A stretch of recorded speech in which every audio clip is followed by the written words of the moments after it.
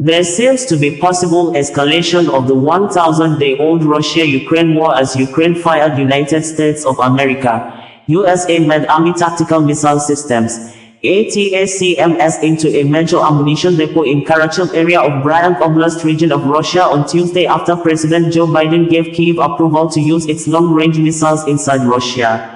An action which prompted President Vladimir Putin to hold emergency nuclear weapon meeting with his team and also signed into law the use of the nuclear weapon against country assisting non-nuclear nation against Moscow, a statement which apparently indicated that Russia may have planned to attack US.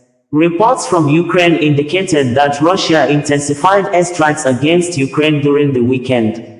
Videos posted online on Tuesday showed large explosions at a major ammunition depot, Grau Arsenal in Karachev in the Bryank Oblast of Russia, located about 115 kilometers from Ukraine. Kremlin spokesperson Dmitry Peskov told journalists that new changes to Russia's nuclear weapons doctrine signed by President Vladimir Putin on Tuesday mean the use of Western non-nuclear rockets by the armed forces of Ukraine against Russia can prompt a nuclear response. According to reports, the ATACMS strikes by Ukraine affected the facility near Karachev, 70 miles from Ukraine's border, with secondary explosions reported. Footage showed a fiery explosion followed by plumes of smoke. Ukrainian military sources confirmed the success of the operation, marking a turning point in the conflict as US-made missiles are now part of Kyiv's arsenal. Russia claimed its air defenses intercepted 5 missiles, but debris from one caused a fire at a military site. In response, Russian President Vladimir Putin signed a new law allowing nuclear retaliation for long-range missile attacks, lowering the threshold for deploying nuclear weapons. Putin also issued a direct warning to the US, accusing the Biden administration of recklessness after its recent approval for Ukraine to use ATACMS. Russian lawmakers condemned Washington's decision, with one senior official calling it a significant step toward World War III. This escalation comes on the 1,000th day of the war, underscoring the growing global tensions. The Russian Defense Ministry said that it defeated a Ukrainian attack that used US-made missiles shortly before the Kremlin updated its nuclear weapons doctrine to allow for nuclear strikes in response to foreign ballistic missile attacks. The changes to Russia's nuclear doctrine were unveiled several weeks ago but only signed by Putin on Tuesday, as officials in Moscow expressed anger at the US decision to allow ATACMS use on Russian territory. The doctrine now says Russia can launch a nuclear attack against a country assisting a non-nuclear country in aggression against Russia. Russian Foreign Minister Sergei Lavrov said on Tuesday, "The fact that ATACMS was used repeatedly in the Bryansk region tonight is, of course, a signal that they want escalation. And it is impossible to use these high-tech missiles without the Americans, as Putin has repeatedly said."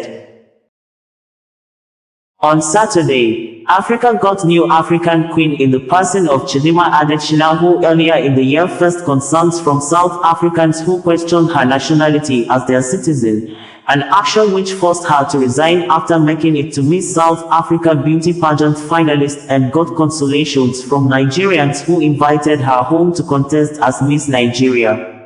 Chidimma, who represented Nigeria at the Miss Universe contest held at Arena CDMX in Mexico City, became the first Nigerian to make it to top 5 in the beauty pageant history and amazingly finished as the second most beautiful girl in the world with a crown as African Queen and Oceanian Queen 2024.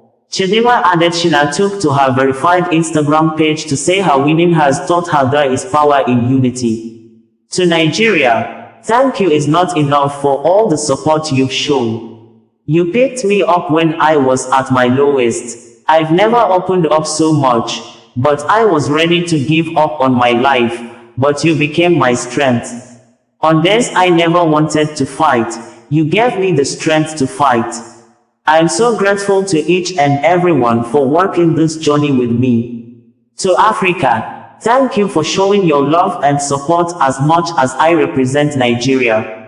Africa fought for me. My voice and my story touched many and brought us together. This journey has taught me the power of unity. I want us to live in a society where all can be accepted and celebrated by one another. This is not the end, but the beginning of my journey.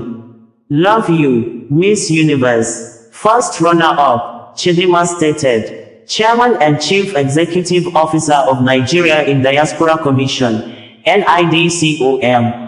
Honorable Abike Dabiri Erewa said Chidinma Adetshina's doggedness and resilience earned her the reward of first runner in the World Beauty Pageant.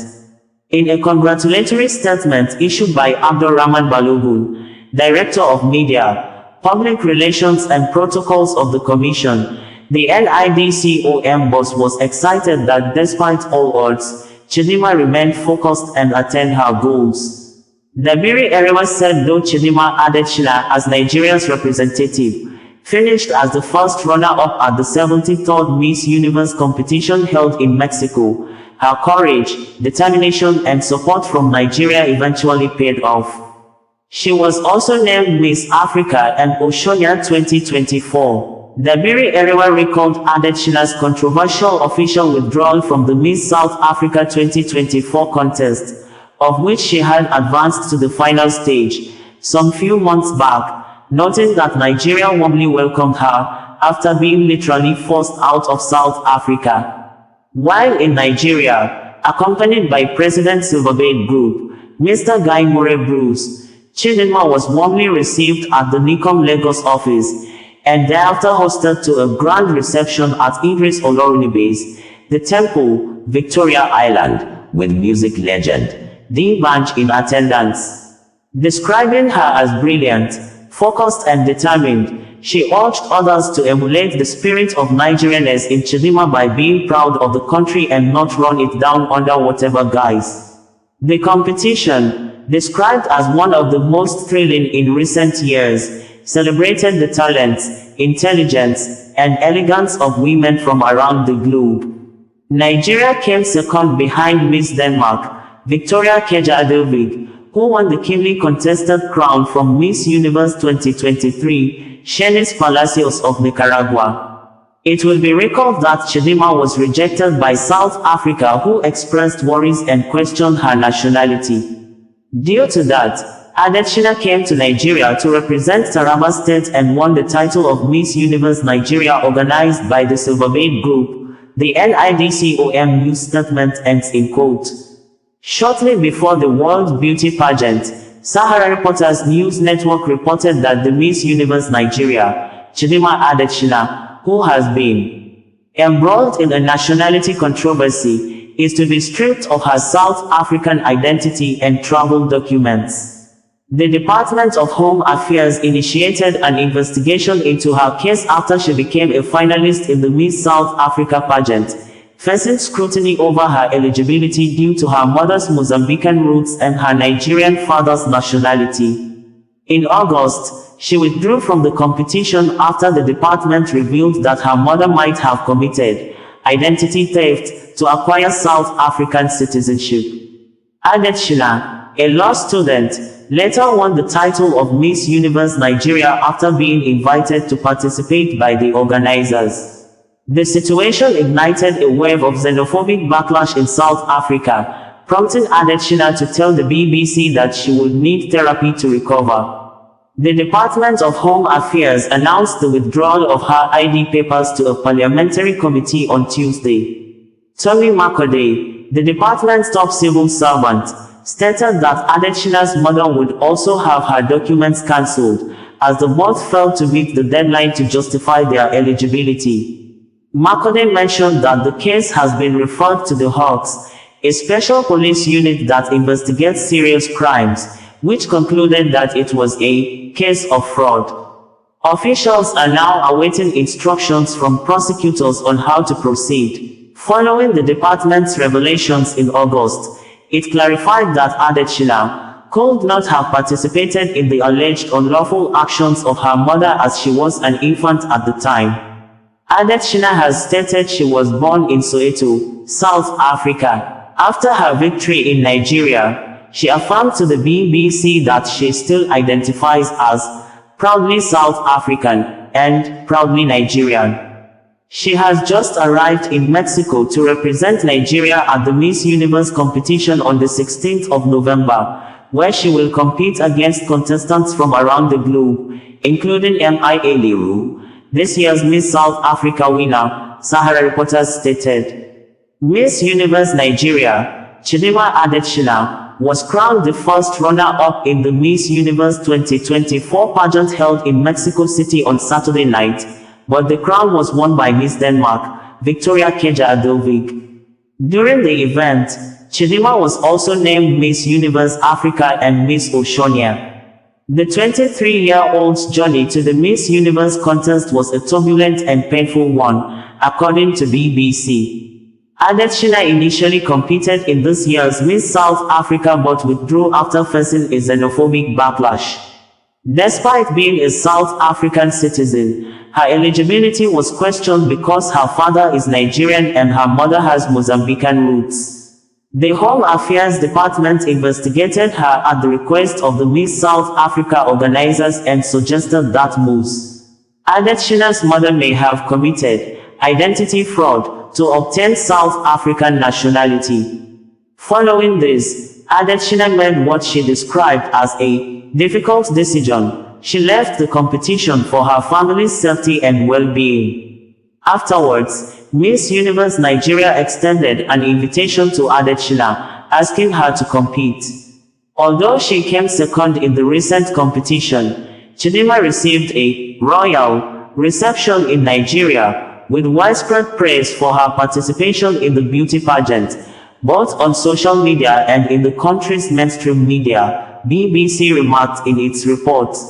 We had earlier reported that Chidinma Vanessa Onwe Adetshina, born by a Nigerian father and a Mozambique mother who was a strong contender in the Miss South Africa beauty pageant, slated to be held then on Saturday at the Sunbelt Arena in Pretoria, has withdrawn from the competition after the country police, the Home Affairs Department, issued a statement that her mother allegedly committed identity theft in 2001 after a series of South Africa citizens took to social media platforms to question the true nationality of the beauty pageant contestant. The 23-year-old had emerged as a central figure of discussion on national identity issue after advancing to the top 30 and becoming a finalist in the Miss South Africa competition. She gave in on Thursday morning, weeks after South Africans called for her disqualification over issues related to her nationality and the business integrity of her Nigerian father. Home Affairs Department in a voice-recorded news release said that its investigations revealed that Chidinma's citizenship may have involved fraud and identity theft. Some residents in South Africa had called for her disqualification from the Miss South Africa pageant, alleging she was not a legitimate South African citizen. The Home Affairs Department said the pageant organizers formally requested the department to verify Adetshina's citizenship, accompanied by written consent from both Adetshina and her mother. Preliminary findings from the investigation suggest potential fraud and identity theft linked to the individual recorded as Adetshina's mother in Home Affairs records, according to the South Africa Home Affairs Police. However, the department noted that Adetshina, being a minor at the time of the alleged actions in 2001, was not involved in the fraudulent activities. Adding that, the investigation further uncovered that a South African woman, whose identity may have been stolen in the process, has suffered significant consequences, including the inability to register her own child.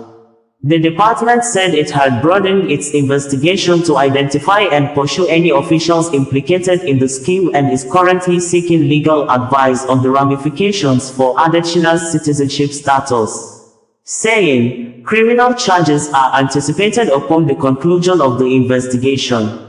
The Home Affairs said, and in quote, information we have uncovered thus far, the Department of Home Affairs can indicate that prima facie reasons exist to believe that fraud and identity theft may have been committed by the person recorded in Home Affairs records as Chidinma Adetshina's mother. The department, which commenced investigations on Tuesday, alleged that Ms. Adetshina's mother stole a South African woman's identity to register her birth 23 years ago. Chidinma, in a statement on Thursday morning, said, "I would like to start by thanking everyone who has stood beside me right from the start of my Miss South Africa journey.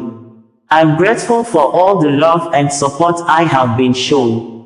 Being part of the Miss South Africa 2024 competition has been an amazing journey. However, after much careful consideration, I have decided to withdraw myself from the competition for the safety and well-being of my family and me. With the support of the Miss South Africa organization, I live with a heart full of gratitude for this amazing experience. I would like to take this opportunity to wish my fellow finalists all the best for the remainder of the competition. Whoever wears the crown represents us all." Reno Omokri, former presidential spokesperson in Nigeria, while reacting to her withdrawal, said, even if her mother committed offenses when Chidinma was born in South Africa, as alleged by some in South Africa's governmental agencies, South African authorities should have tackled the mother, not the daughter. Why did they suddenly remember this when Chidinma contested for the Miss South Africa crown? This looks like victimization. Nigerians spend $10 million daily on South African companies, like Mountain, DSTV, and other firms.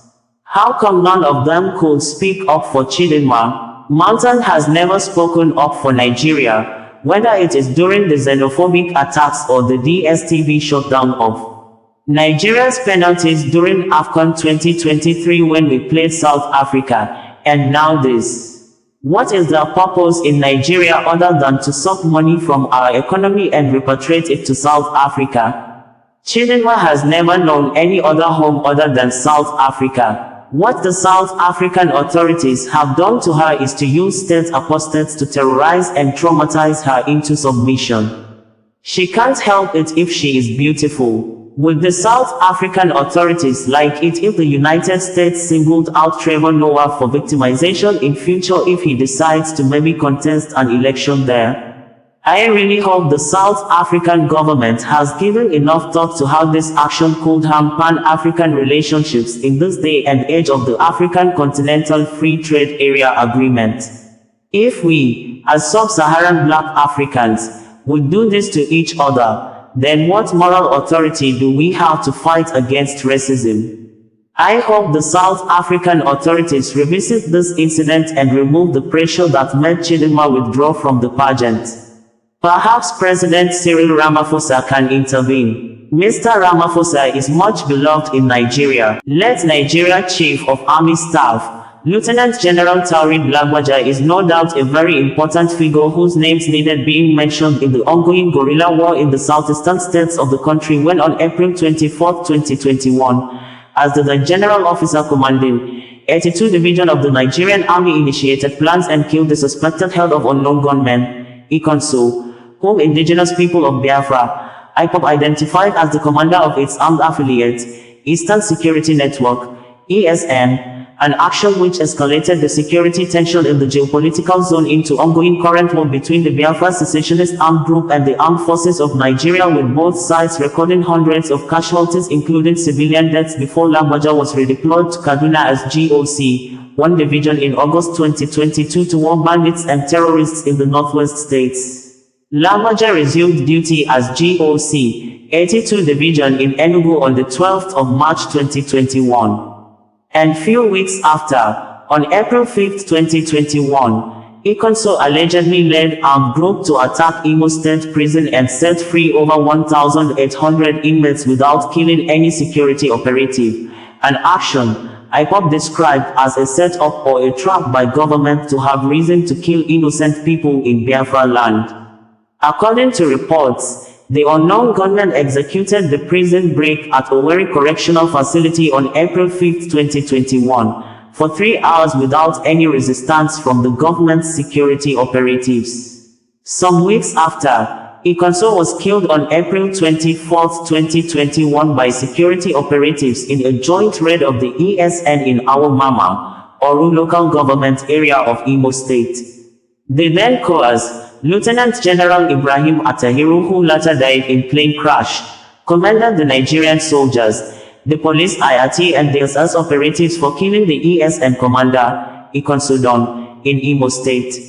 He praised them for making the operation a success. Soon, the Biafra secessionist armed group called its men to verse, and a video posted online in 2021 showed thousands of the armed group bending their heads downward to receive a commanding instruction to start attacking security facilities and killing security operatives in the southeastern states. Owerri prison, attacked under Lagbaja as the GOG 82 division, is strategically located near Imo State's government house, state police headquarters, and 34 Artillery Brigade, Obinze, with reports indicating there was little or no swift response mounted by security agencies, including nearby State Police Command, armed prison personnel, or government house security, despite the proximity of high-ranking military officers living 5 poles away from Owerri prison. Although the 5 governors of Southeast states paid tributes to Lieutenant General Taoreed Lagbaja after President Bola Ahmed Tinubu announced his death, but none of the 5 governors specifically mentioned the achievements of Lagbaja in their various states when the late course was the GOC 82 division for more than 1 year in the region. Governor Hope Uzodinma of Imo State, in his words of tribute to Lagbaja, said, "On behalf of the government and the good people of Imo State, I extend our deepest condolences to His Excellency, President Bola Ahmed Tinubu, the Chief of Defense Staff, the Nigerian Army, and the entire Nigerian military, over the untimely demise of our esteemed Chief of Army Staff, Lieutenant General Taoreed Abiodun Lagbaja." Lieutenant General Lagbaja was a pragmatic leader whose dedication and commitment to duty redefined the Nigerian Army's efficiency and professionalism. His leadership and strategies invigorated the institution, raising the bar in discipline and operational effectiveness. He was a man who came, saw, and conquered, leaving an indelible mark on the armed forces and the security landscape of Nigeria. This loss is a significant blow, not just to the military but to the entire nation. We join in prayers for his family, trusting that God Almighty will grant them the fortitude to endure this irreplaceable loss and comfort them in their grief. May his soul find eternal peace, and may his legacy continue to inspire all who serve this great nation. Governor Peter Ndubisi Mba of Enugu State, in his tribute, said, "I received with a deep sense of loss the sad news of the passing of the Chief of the Army Staff, Lieutenant General Taoreed Lagbaja. This is a grave loss to not only the Nigerian Army and the entire nation, but also a personal loss to the government and good people of Enugu State, where he served as the General Officer commanding GOC 82 Division, Nigerian Army, from March 2021 to August 2022. He was a distinguished officer who saw it all and deservedly rose to the apex of his chosen career. From the Armed Forces Command and Staff College, Jaji, to the United Nations Mission in the Democratic Republic of Congo, MONUC, the various Army high commands he superintended, and ultimately as the Chief of the Army Staff, General Lagbaja distinguished himself as a consummate academic, gallant officer, quintessential leader, and patriot. It is also worthy of mention that as Chief of the Army Staff, he lent his total support to our administration's fight against insecurity, without which the tremendous successes we have recorded in that regard could not have been possible. On behalf of the government and good people of Enugu State, I convey our heartfelt condolences to the President, Commander-in-Chief of the Armed Forces, Senator Bola Ahmed Tinubu, GCFR, the Nigerian Army and Security Services, his immediate family, and the government and good people of Osun State, and pray God to grant his soul a peaceful repose. Governor Charles Soludo of Anambra State, while paying tribute to the late Chief of Army Staff in a news statement issued by his media spokesperson, Christian Aburime, stated in quote that the Governor of Anambra State, Professor Chukwuma Charles Soludo, CFR, has expressed profound sadness on the death of Lieutenant General Taoreed Abiodun Lagbaja, Chief of Army Staff of the Federal Republic of Nigeria, on Tuesday at the age of 56. In his condolence message, Governor Soludo extended his deepest condolences to His Excellency, President Bola Ahmed Tinubu, GCFR, Commander-in-Chief of the Armed Forces, the Nigerian Army, and the bereaved family of the late General Lagbaja on this irreparable loss. The governor further described General Lagbaja's untimely departure at the age of 56 as a huge loss to the Nigerian Army and the nation in general. The governor reiterated that General Lagbaja's distinguished military career, marked by his exceptional service and dedication to our nation's security, serves as a tribute to his uncompromising commitment to Nigeria's unity and progress. As an alumnus of the prestigious U.S. Army War College, General Lagbaja brought unparalleled expertise to his role, serving with distinction in various capacities including as platoon commander in the 93 Battalion and the 72 Special Forces Battalion. His leadership in critical internal security operations, from Operation Zaki in Benue State to Operations Lafiado, Udoka, and Forest Sanity, further demonstrated his tactical acumen and relentless dedication to Nigeria's peace and stability. Governor Soludo, therefore, prays that the Almighty God grant the late General's soul eternal rest and give his family the solace to bear this great loss. Governor Francis Nwaifuru of Ebonyi State lastly in his tribute to Lagbaja as contained in press release made available by the governor's chief press secretary, Monday Uzo, said, the governor of Ebonyi State, Francis Ogbonna Nwaifuru, has described the death of the former chief of army staff, Lieutenant General Taoreed Lagbaja, as a colossal loss to the Nigerian Army and the nation. He said the late Army chief throughout his career demonstrated courage, resilience, and an unyielding commitment to safeguarding the nation. It is with a heavy heart and profound sorrow that I learnt of the passing of the Chief of Army Staff, Lieutenant Taoreed Lagbaja, who died at 56.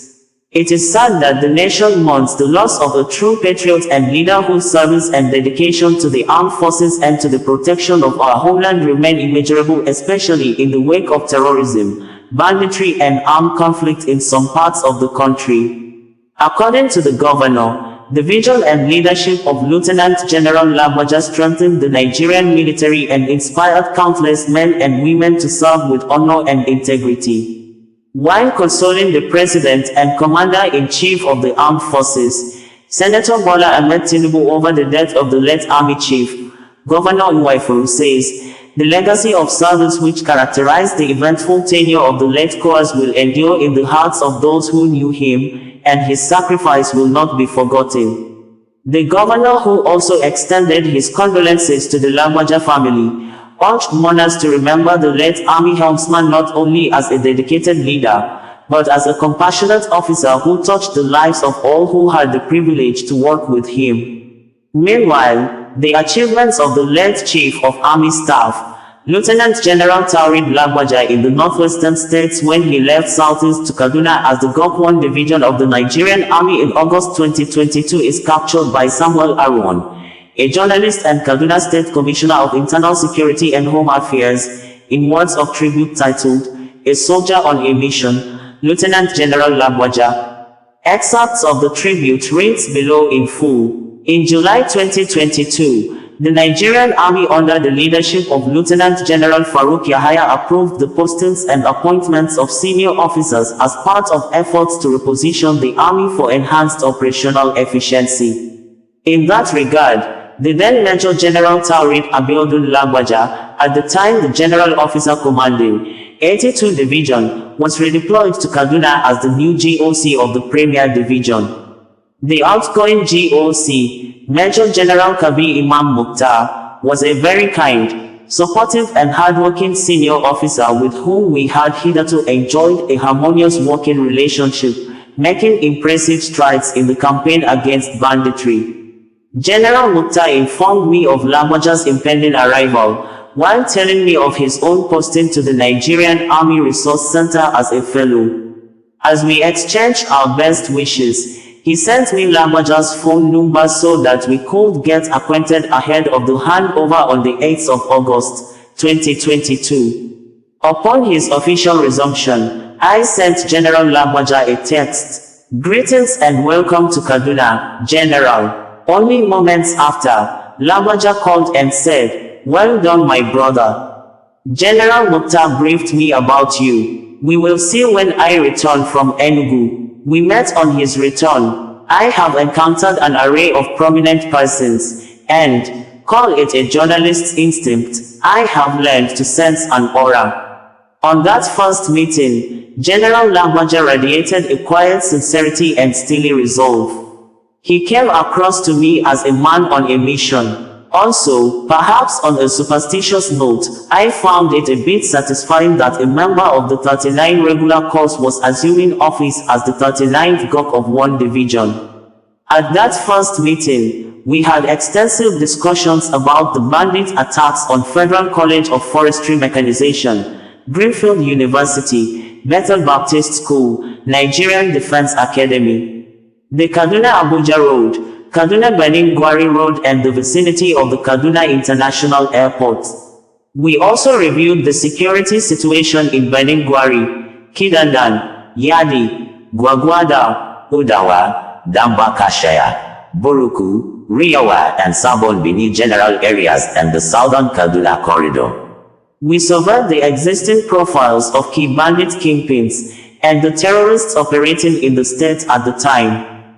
We revisited the developments leading up to the attack on the Kaduna-bound train from Abuja, especially the warning signs and security advisories. As I wrapped up what would be the first of several meetings with Ebon, as I fondly called him, I was struck by his sincere desire to confront the situation directly.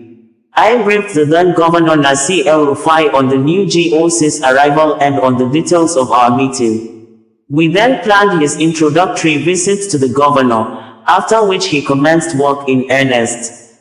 From his first day in Kaduna, General Lagbaja portrayed clearly that he was not an officer given too much talk. He was for focused and committed action.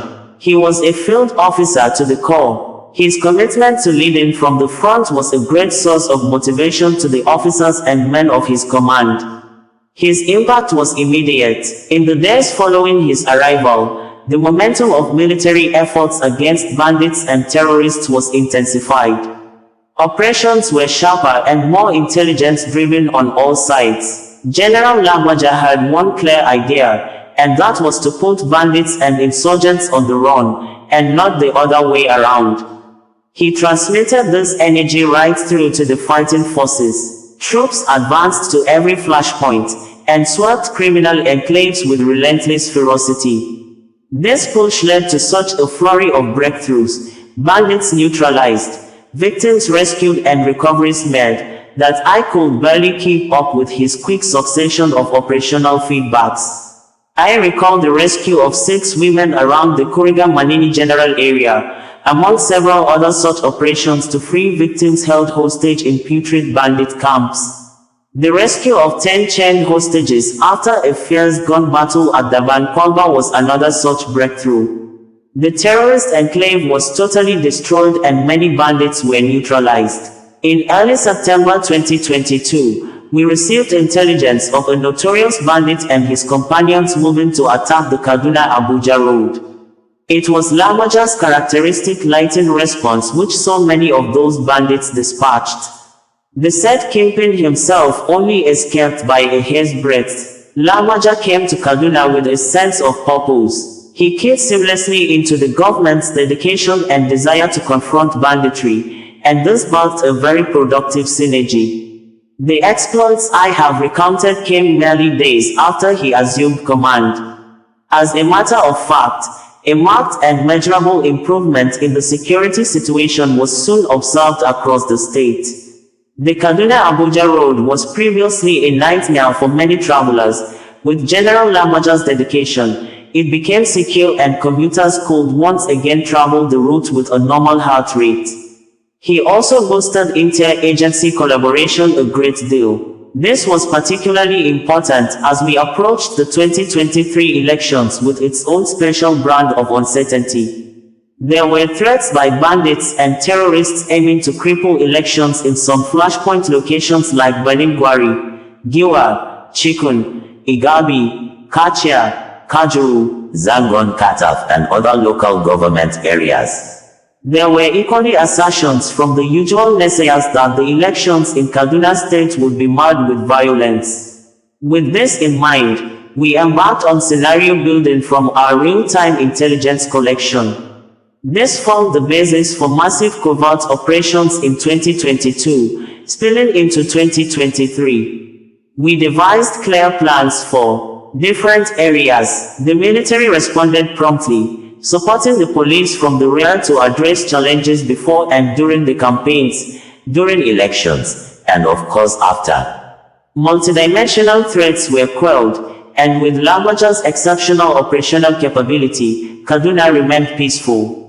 Bear in mind, he was also supervising Kano, Niger, and Jigawa states. All the states under his area of responsibility, AOR, were calm, contrary to the dark predictions. In some of my engagements with General Lagbaja, we discussed government's intelligence gathering efforts on the threat of banditry and terrorism in Kaduna State, following the train attack in March of 2022. We had made several trips to foster collaboration with other states, and to build a better understanding of the links between bandits and other networks. He gratefully took in the findings which I shared with him. Indeed, after the train attack, the military high command had deployed the 402 Special Forces Brigade to Kaduna, under the leadership of Brigadier General E.U. Effiong, another diligent officer. He in turn led two commanding officers, Lieutenant Colonel Manga and Lieutenant Colonel Ali, now of blessed memory, in charge of the 198 and 134 Special Forces battalions. These were eventually boosted by the arrival of the 167 Special Forces Battalion from Giri, led by Major T.E. Ezonfred, and Defense Headquarters, Special Forces led by Major S.A. Oni of blessed memory. These formations were now part of General Lagbaja's machinery as GOC and Force Commander. Added to this were the ground and air component of Operation Well Punch, from the repurposed and revamped Operation Thunder Strike, as well as a smooth collaborative platform with other security agencies. This system was buoyed by the robust human intelligence network we had built over time. Lagbaja utilized these tools with aplomb. By the 12th of August 2022, only 4 days after his resumption, troops under his command had advanced to a terrorist enclave at Galbi General Area of Chikun Local Government Area. An initial surge of resistance was surmounted, and the troops crossed a river to overpower their adversary. 13 of the terrorists were taken out. A significant stash of arms and several motorcycles were recovered from the lair. Lagbaja's uncommon work ethic was in full flow. At about that time, I was scheduled to meet with him, precisely at 3 p.m. on the 14th of August 2022 to review some new intelligence. Somehow I could not reach him on the phone. I would later find out he had gleefully spent the night with the troops who had recorded the success at Galbi. It was in the afternoon of the 15th of August 2022 that I got his message. Good afternoon, Honorable Commissioner. I'm just leaving Galbi and arriving Gwagwada now. Please let's meet in my office by 11 o'clock hours tomorrow. This man had been in the bush destroying bandit camps with his troops. Shortly after I got his message, however, I received another piece of credible intelligence about some bandits moving to attack the Kasarami portion of the Kaduna-Abuja road. Aware that Lagbaja was in that vicinity, I quickly forwarded the details of the intel to him. Making a swift detour, he led his troops to the location, and it became a bumper harvest as the bandits walked right into their ambush and were wiped out. We quickly agreed that the breakthrough should not be publicized, in the belief that more bandits with similar designs might be likewise eliminated. Troops were strategically and discreetly positioned at notable crossing points on the route. By early April 2023, we were cruising and our work was prolific. Lagbaja had his ebullient and no-nonsense garrison commander, Brigadier General Chibweze Ogbuabu. Together we were consolidating the success and improved security during and after the elections. Then came the news that Lagbaja has been posted out to the army headquarters as Chief of Operations. In a straight swap, the Chief of Operations, Major General Olufemi Akinjobi, would move to Kaduna to succeed him as GOC. We knew it was the nature of the job. Nevertheless, we were quite emotional to find that our brief but rewarding time was drawing to an end. General Lagbaja had won the hearts and minds of citizens in frontline areas with his reputation as an action man. More so, out of our ready partnership had grown a firm friendship. Even with this development, he never slowed down. In the days leading up to his exit from Kaduna, Lagbaja recorded more feats that I can recount here. A high-profile gunrunner was intercepted on the Polewaya axis of Kaduna-Benin-Gwari Road with more than 2,000 rounds of various grades of ammunition, along with 5 empty AK-47 magazines, concealed in different compartments of a Toyota Corolla. In another intelligence-driven operation, a notorious bandit and 2 of his foot soldiers were taken out around the Kaduna International Airport general area. In the 249 days General Lagbaja spent as GOC 1 Division and Force Commander of Operation Well Punch, 147 armed criminals were taken out in the course of contact with security forces across the state. This includes several notorious bandits. When added to the scores neutralized by the air component, that statistic will nearly double. The operations coordinated by Lagbaja also resulted in the rescue of 210 kidnapped victims from various camps, enclaves and frontline locations. His troops made tremendous recoveries in that period as the decimated hideout after hideout, over 100 firearms, thousands of rounds of ammunition and scores of motorcycles. Essentially, General Lagbaja brought a unique energy to anti-banditry and anti-terrorism operations in Kaduna State. His style could be likened to a high press, taking the battle to the criminals and constantly setting them on the back foot. The heat of Lagbaja's high-intensity operations also pressurized several notable terrorists into surrender. After Lagbaja left Kaduna and resumed as Chief of Operations at the Army Headquarters, I paid him a visit on the 20th of April 2023. As usual, we had a good conversation and I thanked him for all that he had done for the security and peace of Kaduna State. We kept in touch until his appointment as the Chief of Army Staff on the 19th of June 2023, alongside the Chief of Defense Staff and other service chiefs. On assumption of what would be his final office, the delegation from Kaduna State led by Governor Ubasani was the first to visit the defense headquarters to felicitate with the CDS and the newly minted service chiefs. For us, it was a great day spent with the Army Chief as he espoused his command philosophy of transforming the Nigerian Army into a well-trained, equipped, and highly effective force to fulfill its constitutional responsibilities in a joint environment. Some months later, we went through a very trying experience with the unfortunate Tudunbiri aero bombing which occurred on the 3rd of December 2023. While managing the tragic situation, I was in touch with Lagbaja all through that night until his arrival at Tudunbiri. Later on we had a meeting at the lounge of the Kaduna International Airport. Amidst the collective tension of planning an effective response and evacuation of the wounded to hospital, General Lagbaja requested that I introduce him to the stakeholders we had assembled.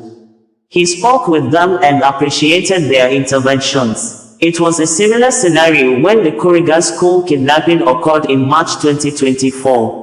Once again we worked frantically together until the abducted children were secured.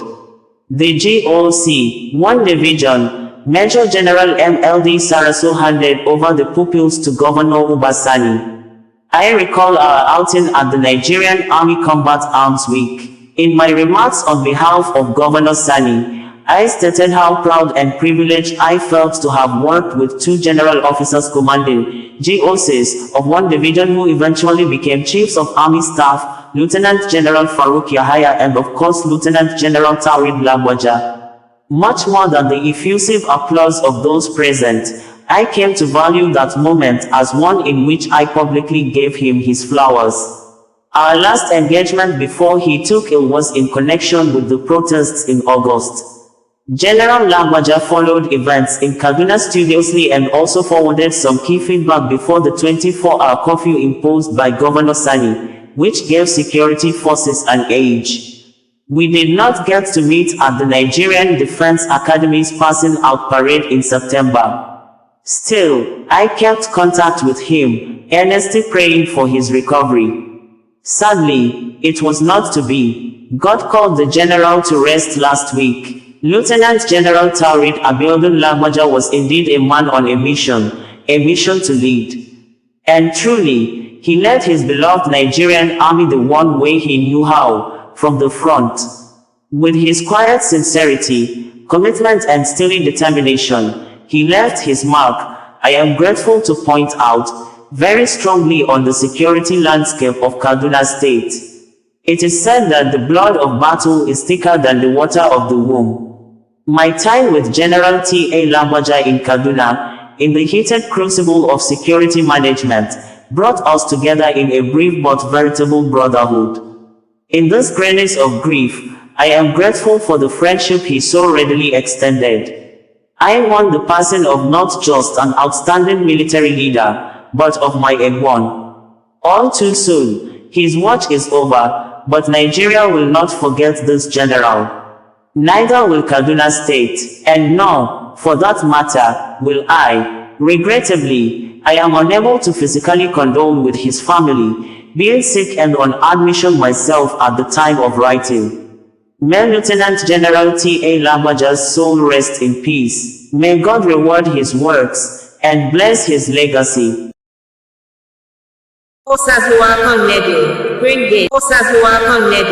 Bring in youth the news in a more digital way.